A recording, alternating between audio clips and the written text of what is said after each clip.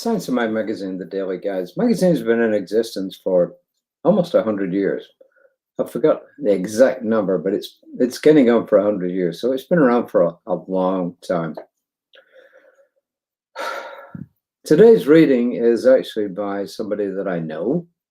Her name is Reverend Dr. Michelle Medrano. She is the co-leader,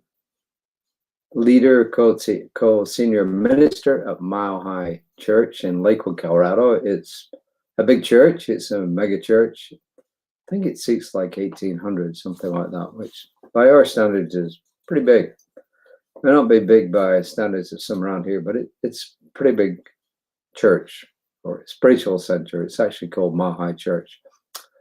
And she's been around ministry since 1991. And she's had various positions. Why do I know her? How do I know her? Because when I was in the School of Ministry, or ministerial school, if you're right, the School of Spiritual Leadership, to give it its proper title, along with the Holmes Institute, our dean decided for health reasons he wanted to retire, and so Reverend Michelle took over as the dean of the School of Ministry on the Denver campus, of which I was a part. We had several campuses around the country, and the Denver campus was the one that I attended, along with Reverend Lisa Ryan, who's the other assistant minister with me at Creative Life Spiritual Center. Reverend Lisa joined the School of Ministry a year before me and graduated, not quite a year before me, somewhere in that region. So anyway, there you are. No, she actually joined maybe 2 years before me. Anyway, bottom line is we both attended the Denver School of Ministry. The quote that Reverend Michelle used when she wrote the Daily Guides back in 2019, when was it? November 2019, I think, yeah. Look deeply into nature, and then you will understand everything better.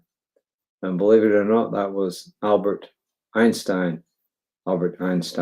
So there you are then. Let me see. So Reverend Michelle's been a minister since 1991, which is quite a while, actually. It's what, 33 years or so. She wrote these daily guides for November of 2019. So the reflection she had at the beginning was really more about Thanksgiving, but people she wanted to thank were the teacher, speaker, and author Abraham Hicks, aka Esther Hicks. And she shared an exercise called a rampage of gratitude, and that's what this is about. So let's see what she has to say.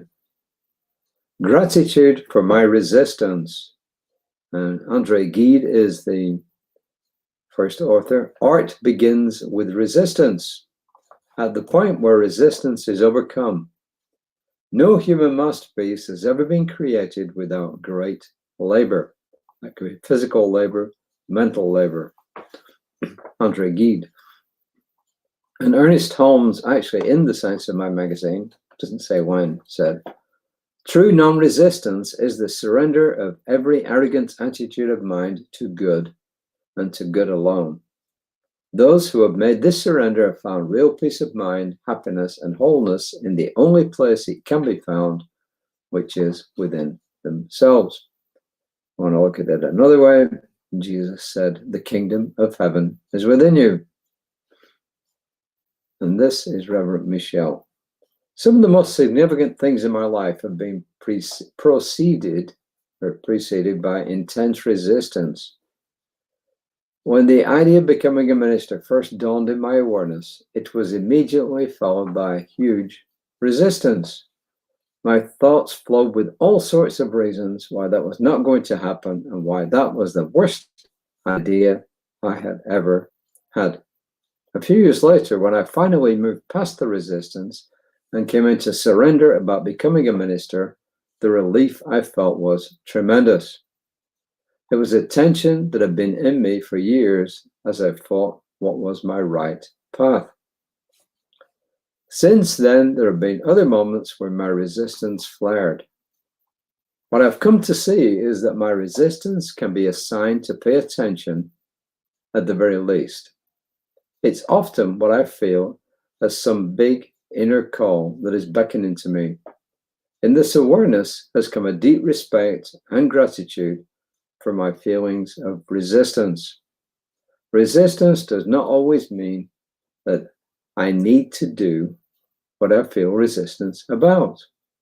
It seems to signify an invitation to simply become extremely aware. I'm so grateful for this feedback in me. Pay attention to resistance. What is its message? What is it helping you see or inviting you to see differently? Resistance is a gift. Receive the gift it brings with profound gratitude. Reverend Dr. Michelle Medrano, November 2019. So I was thinking, when in my life have I felt resistance?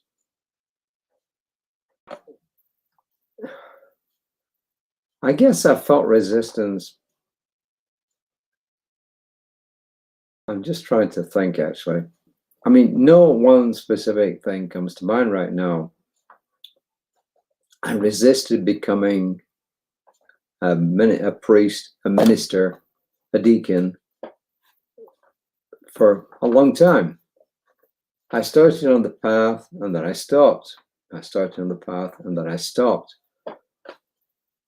And when I look back in retrospect, I realize that the reason was I wasn't ready to take on that particular role in that particular expression of spirituality or religion, if you like, until the perfect one came along. And when the perfect one came along, I knew that's what I wanted to do. And guess what? That's what I'm doing now. So as Reverend Michelle points out, it doesn't mean that when resistance comes along, that it's something that you ought to do, should do, etc. She's simply saying it means be aware of what's going on in your life. Just simply be aware. And I think that's what it was with me. And eventually I saw it and there it was. So what is it in your life that you feel resistance to? And are you prepared to allow it to give you a message? So what she's also saying is, don't just immediately assume that what you feel resistance to is what you're supposed to do. No, she's saying that when resistance comes along, pay attention to the resistance. And then I would suggest going to some quiet time and just ask, okay, what's this about? What's going on? And just relax and allow your intuition, allow the divine to just lead you, guide you into what you should do. So the other thing you would say is, when resistance comes along, don't be impetuous and either leap into something or push it away completely. Just be open and see what message it's got for you. You know, everything we do in life has got meaning. And the good news is this, really, that even if we make, quote, the wrong decision, unquote, it's not the end of the earth. We are given an opportunity to take a different path. Sometimes it doesn't seem like we are, but if we're open, then paths will always open up that are the best for us. They may not be the best for anybody else, but if we're prepared to be open and listen, they'll be the best path for us. I let my resistance help me to see more deeply into my truth. I let my resistance help me to see more deeply into my truth. I'm grateful for my resistance. I'm grateful for my resistance. And sometimes, even in itself, saying I'm grateful for my resistance can produce resistance. So then you go back and say, well, what's that trying to tell me? And I'm going to revert back to my old way of living. And if you don't like the word God, just substitute it for spirit, divine, the all. The light of God surrounds us. The love of God enfolds us. The power of God protects us. The presence of God watches over us. Why? Because everywhere we are, God is, and always well. So until next time, namaste.